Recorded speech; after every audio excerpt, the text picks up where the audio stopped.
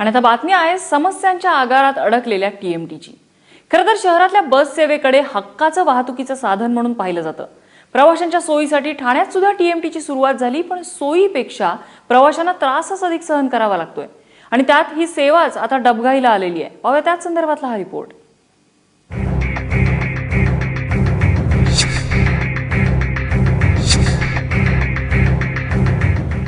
Best बस नंतर शहरातली सर्वात मोठी प्रवासी बस सेवा म्हणून ठाण्याच्या टीएमटी कडे पाहिलं जायचं, मात्र आता हा समज चुकीचा ठरतोय। नादुरुस्तीच्यामुळे डेपोच्या बाहेर न पडणाऱ्या बसेसची अत्यल्प संख्या, दुरुस्तीकरता साधनं आणि माणसांची कमतरता, प्रशासनाचा नाकर्तेपणा यासह अनेक गोष्टींचा पाढा काही केल्या संपतच नाही। केवळ एवढंच नाही तर या सगळ्या दुरावस्थेबद्दल टीएमटीचे कर्मचारी काहीच बोलायला तयार नाहीत, कारण त्यांना नेते आणि प्रशासनाची मोठी दहशत आहे। टीएमटीच्या 120 बसेस दुरुस्तीच्या प्रतीक्षेत आहेत, तर 100हून अधिक बस भंगारात काढण्याच्या स्थितीत आहेत। त्यातच 1989 पासून सुरू झालेली टीएमटी आता 45 कोटी रुपयांनी तोट्यात गेली आहे। मॅनेजमेंट हा विषय आहे, तो मॅनेजमेंट किंवा ज्या वेळेस ज्या काही तिथे अडचणी असतात त्यावेळेस जर त्या कळवल्या गेल्या असतात तर त्याचा निर्णय घेता आला असता आणि त्याच्यावर एक उपाययोजना झाली असती। परिवहन ही आपली आहे आणि आपल्याला ही परिवहन पुढे चांगल्या प्रकारे सेवा ही चांगल्या प्रकारे द्यायची नागरिकांना, त्या दृष्टीने आम्ही सगळे आता पॉझिटिव्ह आहोत।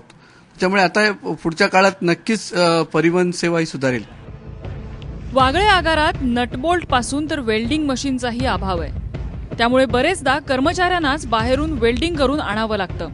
कळवा आगारातली परिस्थितीही यापेक्षा वेगळी नाहीये, त्यामुळे टीएमटी कडे म्हणायला जवळपास 200 बस आहेत, पण 120 बसेसही रस्त्यावर धावत नाहीयेत। फ्रिक्वेन्सी पाहिजे, फ्रिक्वेन्सी तर नेहमीच नसतेच, कधीच टायमिंगवर बस नसतात, कधी कधी अर्धा तास आम्हाला वेट करावाच लागतो। वेळेवर बस सुटत नाहीत आणि आता मी नेहमीच प्रवासी आहे आणि दुपारच्या वेळेला मोठे प्रॉब्लेम्स असतात। संध्याकाळी एवढी गर्दी असते, तुफान गर्दी असते आणि ह्या गर्दीच्या वेळेला तर वेळेवर गाड्या नसतातच। फक्त बसेसचाच प्रश्न नाही तर कर्मचाऱ्यांच्या समस्या सुद्धा सुटत नाहीयेत। टीएमटी कडून कर्मचाऱ्यांना अजून 5व्या वेतन आयोगातील थकीत देणीही मिळालेली नाहीये। प्रत्येकाने आपापली जबाबदारी वेळच्या वेळी न पार पाडल्यामुळे ही परिस्थिती उद्भवलेली आहे। परिस्थिती हाताबाहेर गेले त्याच्याबद्दल वाद नाही, परंतु म्हणून आपल्याला हा जो टीएमटीचा उपक्रम आहे तो बंदही करता येणार नाही, कारण त्याची नितांत गरज सुद्धा आहे। त्या दृष्टिकोनातून खरं म्हटलं तर एक नियोजनबद्ध असा आराखडा केला पाहिजे। ठाणे हे मोठं शहर आहे, प्रवाशांची संख्याही अधिक आहे, पण प्रवाशांच्या मागणीप्रमाणे बस सोडण्याचं आव्हान टीएमटी प्रशासनाला झेपतच नाहीये। 40 कोटी रुपयांपर्यंत गेलेला टीएमटीचा तोटा आणि त्याचं हे दुष्टचक्र जर का संपायचं असेल तर केवळ अर्थसहाय्याचा बूस्टर डोस देऊन भागणार नाही, तर प्रशासनाची मानसिकता आणि कार्यक्षमता या दोन्ही गोष्टी बदलायला लागतील, तरच त्यात सुधारणा होऊ शकते।